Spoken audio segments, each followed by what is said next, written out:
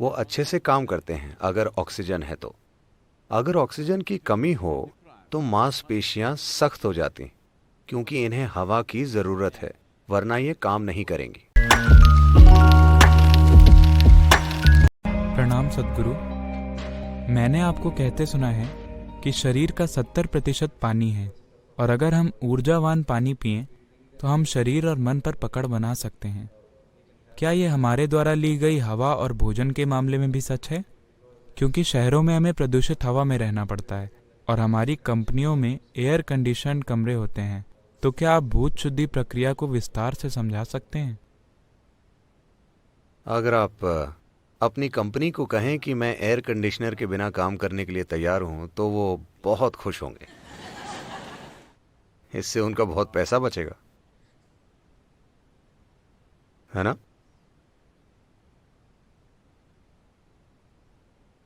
और ये आपके लिए कई तरीकों से अच्छा होगा, लेकिन लेकिन ये शहर अभी वैसी स्थिति में नहीं है। यहाँ अगर आप खिड़की खोलेंगे तो हवा नहीं आएगी, धुआं आएगा, बदबू आएगी, मिट्टी आएगी। तो ये अच्छा है, आरामदायक है, लेकिन आपको यहाँ 24 घंटे नहीं बैठना है, बस काम करना है। आप जब भी हो सके सैर कर सकते हैं। और वैसे भी 72% पानी है, 12% पृथ्वी है, सिर्फ 6% हवा है। वो 6% हवा पूरी सांसों में नहीं है। जो 6% हवा यहाँ है, उसमें सिर्फ 1% से कम आपकी सांसों में है। बाकी बस मौजूद है, कुछ लोगों के दिमाग में जमी होती है। वरना शरीर की हर कोशिका में हवा होती है। तो हवा का मतलब सिर्फ सांसें नहीं है। 6% हवा शरीर की हर कोशिका में है। बस उसे दिमाग से थोड़ा हटा लें तो अच्छा होगा। फेफड़ों, हृदय और मांसपेशियों में होना अच्छा है। वो अच्छे से काम करते हैं अगर ऑक्सीजन है तो। अगर ऑक्सीजन की कमी हो तो मांसपेशियां सख्त हो जाती, क्योंकि इन्हें हवा की ज़रूरत है, वरना ये काम नहीं करेंगी। तो पानी 72% है। So maximum care should be taken about the water because it's 72%. इसीलिए सबसे ज्यादा ध्यान पानी का रखना चाहिए, क्योंकि ये 72% है।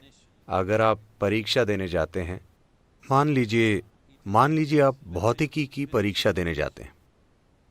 आपको पानी, पृथ्वी वगैरह पढ़ना है, लेकिन सिर्फ पानी के विषय के लिए 72 मार्क हैं।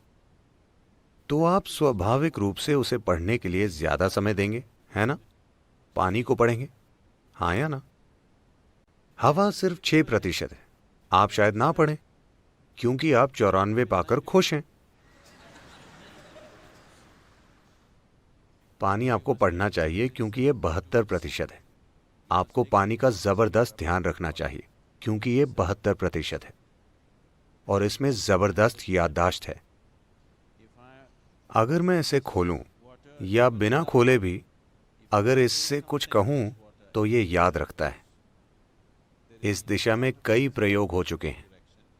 तो अगर आप इस पानी को इसके स्रोत से लें और अपने घर तक पंप करें, मान लीजिए ये 50 मोड़ों से गुजरा और इसे बलपूर्वक पंप किया गया, एक निश्चित ताकत लगाकर, जो स्वाभाविक रूप से होता है, और आप 12वीं मंजिल पर रहते हैं, तो और जोर लगाया गया।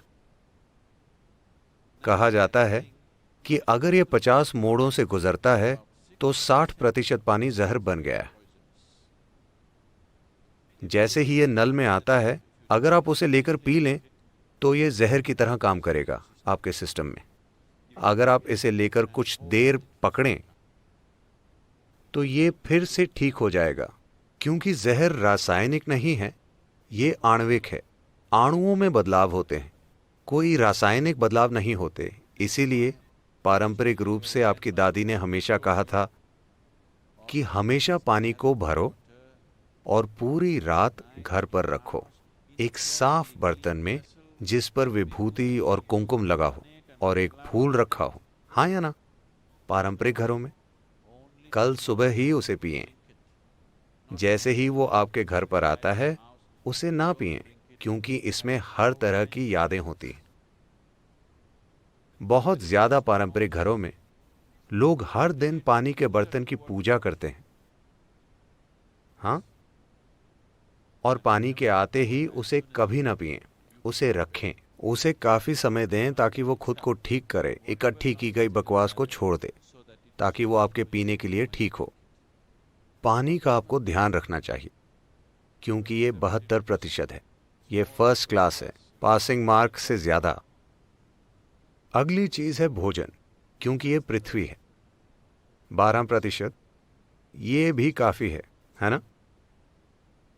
तो आप में भोजन कैसे जाता है, किसके हाथों से आपके पास आता है, आप उसे कैसे खाते हैं, आप उसे कैसे जुड़ते हैं, ये सभी चीजें महत्वपूर्ण हैं। अगली है हवा, 6%।